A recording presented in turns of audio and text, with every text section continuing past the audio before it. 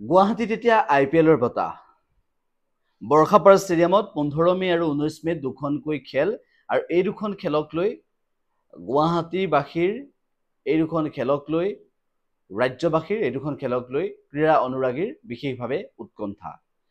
এতিয়া আমি উল্লেখ কৰিবলগীয়া বিষয়টোৱেই হৈছে যে শেহতীয়াভাৱে ৰাজস্থান ৰয়েলছৰ হৈ ৰিয়ান পৰাগৰ যি প্ৰদৰ্শন সেই প্ৰদৰ্শনৰ সুবাদতেই অসমত ৰাজস্থান ৰয়েলছৰ অনুৰাগীৰ সংখ্যা যথেষ্ট বেছি। তাৰ লগতে ৰিয়ান পৰাগৰ যি প্ৰদৰ্শন সেই প্ৰদৰ্শন চাবলৈ বৰ্ষাপাৰা ষ্টেডিয়ামলৈ বহু লোক আহিব। ইতিমধ্যে ৰাজস্থান ৰয়েলছৰ দল আৰু পাঞ্জাৱ কিংছৰ দল প্ৰথমখন খেল যিহেতু পাঞ্জাৱ কিংছ আৰু ৰাজস্থান ৰয়েলছৰ মাজত হ'ব বৰ্ষাপাৰা ষ্টেডিয়ামত 15 মেত, সেই খেলখনৰ বাবে ইতিমধ্যে দুয়োটা দল আহি গুৱাহাটীত উপস্থিত হৈছে। দুয়োটা দলে অনুশীলন আৰম্ভ কৰিছে। পাঞ্জাৱ কিংছে ইতিমধ্যে অনুশীলন চলাইছে। ৰাজস্থান ৰয়েলছ আহি পোৱাৰ পিছত ৰাজস্থান ৰয়েলছো ইতিমধ্যে অনুশীলন প্ৰায় আৰম্ভ কৰিছে আৰু গতিকে ৰাজস্থান ৰয়েলছ আৰু পাঞ্জাৱ কিংছৰ মাজত হ'বলগীয়া এই খেলখন চাবলৈ বিশেষভাৱে উৎকণ্ঠিত হৈ আছে সকলো। গতিকে এই খেলখনৰ পূৰ্বে ৰাজস্থান ৰয়েলছৰ ওপেনাৰ জছ বাটলাৰ উভতিছে। পাকিস্তানৰ সৈতে ইংলেণ্ডৰ T20 ক্ৰিকেট আছে, গতিকে তাৰ বাবে জছ বাটলাৰ ইতিমধ্যে উভতিছে আৰু সেইবাবে ৰাজস্থান ৰয়েলছৰ বাবে এটা মুখ্য আঘাত। কিন্তু তাৰ সমান্তৰালভাৱে বৰ্ষাপাৰা ষ্টেডিয়ামত এইবাৰ খেল চাবলৈ ৰিয়ান পৰাগৰ খেল চাবলৈ এইবাৰ আন্তঃৰাষ্ট্ৰীয় তাৰকাসকলক ওচৰৰ পৰা চাবলৈ সকলো আকৌ এবাৰ যাব আৰু IPLৰ দৰে ভাৰতবৰ্ষৰ ভিতৰত ক্ৰিকেটৰ সেই জনপ্ৰিয় প্ৰিমিয়াৰ লীগ চাবলৈ বৰ্ষাপাৰা ষ্টেডিয়ামলৈ বহু লোকৰ আগমন ঘটিব। সেই আমি সকলোৱে গম পাইছোঁ আৰু ইয়াৰ পূৰ্বেও সেই আমি দেখিছোঁ। গতিকে শেহতীয়াভাৱে বৰ্ষাপাৰা ষ্টেডিয়ামলৈ খেলিবলৈ যাবলৈ ৰাজস্থান ৰয়েলছ আৰু পাঞ্জাৱ কিংছৰ দলটো ইতিমধ্যে প্ৰস্তুত হৈছে। গতিকে তাৰ আগত তেওঁলোকে যেতিয়া বৰঝাৰ বিমানবন্দৰত অৱতৰণ কৰিছিল, সেই পদাৰ্পণ কৰিছিল পাঞ্জাৱ কিংছৰ দলেই হওক বা ৰাজস্থান ৰয়েলছৰ দলেই হওক, তেওঁলোকক দেখিবলৈ পোৱা গৈছিল আৰু সেই দৃশ্যসমূহৰ পিছত তেওঁলোকক আদৰণি জনাইছিল, উষ্ম আদৰণি জনাইছিল, হোটেলত অভিবাদন জনালে সকলোৱে। মুঠতে ৰাজস্থান ৰয়েলছৰ দলটোক সকলোৱে অভিনন্দন জ্ঞাপন কৰিলে।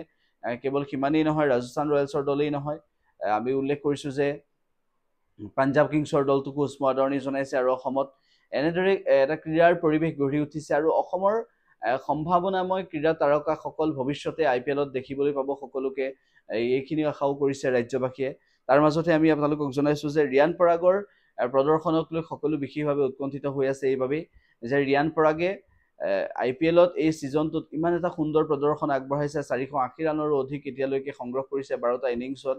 গতিকে তাৰ পিছত ৰিয়ান পৰাগৰ এই খেল দুখন বৰ্ষাপাৰা ষ্টেডিয়ামৰ এই দুয়োখন খেল 15 মেৰ খেলখন আৰু 19 মেৰ খেলখন, সেই দুখন খেলো ৰিয়ান পৰাগৰ বাবে গুৰুত্বপূৰ্ণ হ'ব। ৰিয়ান পৰাগৰ হোম গ্ৰাউণ্ড, ৰাজস্থান ৰয়েলছৰ দ্বিতীয় হোম গ্ৰাউণ্ড আৰু ৰিয়ান পৰাগৰ হোম গ্ৰাউণ্ড। সৰুৰে পৰা ৰিয়ান পৰাগে বা প্ৰথম শ্ৰেণীৰ ক্ৰিকেটৰ পৰা আৰম্ভ কৰি ৰিয়ান পৰাগে সেই খেলপথাৰটি কেনেদৰে খেলিছে, সেই খেলপথাৰৰ প্ৰতিটো ৰিয়ান পৰাগে কথা জানে। গতিকে ৰিয়ান পৰাগৰ বাবে সুবিধা হ'ব, এই পিটছখন ৰিয়ান পৰাগৰ বাবে বিশেষভাৱে সুবিধা হ'ব। গতিকে বৰ্ষাপাৰা ষ্টেডিয়ামৰ সেউজ ঘাঁহনিত বৰ্ষাপাৰা ষ্টেডিয়ামৰ এই সেউজ ঘাঁহনিৰ 22 গজৰ দূৰত্বত ৰাজস্থান ৰয়েলছ আৰু পাঞ্জাৱ কিংছ প্ৰথমখনত যুঁজিব। তাৰ পাছত কলকাতা নাইট ৰাইডাৰ্ছ আৰু ৰাজস্থান ৰয়েলছৰ খেল হ'ব। গতিকে এই দুয়োখন খেল চাবলৈ সকলোৰে উৎকণ্ঠা আৰু তাৰ মাজতে অনুশীলনত ব্যস্ত হৈ পৰিছে পাঞ্জাৱ কিংছৰ দল, তাৰ মাজতেই অনুশীলনত ব্যস্ত ৰাজস্থান ৰয়েলছৰ দল। গুৱাহাটীলৈ অহাৰ পিছত তেওঁলোকে কেনেদৰে আনন্দৰ ফূৰ্তিৰে সময়খিনি পাৰ কৰিছে সেয়াও আমি আপোনালোকক জনাইছোঁ। গতিকে এই দুখন খেল চাবলৈ বৰ্ষাপাৰা ষ্টেডিয়ামত হোৱা এই দুয়োখন খেল চাবলৈ সকলো ৰৈ আছে আৰু ৰিয়ান পৰাগৰ বেটিং চাবলৈ সকলো অধীৰ অপেক্ষাৰে ৰৈ আছে। গতিকে অসমত এটা ক্ৰীড়া পৰিৱেশ গঢ়ি উঠিছে আৰু সেই পৰিৱেশটো গঢ়াৰ পিছত অসমৰ যিসকল প্ৰতিভা আছে, যুৱ প্ৰজন্মৰ, অসমৰ যিসকল নৱাগত আছে, উঠি অহা প্ৰজন্ম আছে, তেওঁলোকেও এই ক্ৰীড়া ক্ষেত্ৰৰ প্ৰতি কেনেদৰে আগ্ৰহী হ'বলৈ সুযোগ সুবিধা লাভ কৰিছে সেইখিনিও আমি দেখিছোঁ। গতিকে এই ৰাজস্থান ৰয়েলছ আৰু পাঞ্জাৱ কিংছৰ মাজত থকা খেল, ৰাজস্থান ৰয়েলছ আৰু কলকাতা নাইট ৰাইডাৰ্ছৰ মাজত থকা খেল, এই দুয়োখন খেল চাবলৈ সকলো ৰৈ আছে। গতিকে অসমৰ ক্ৰীড়াপ্ৰেমী অধিক উৎকণ্ঠিত হৈ আছে।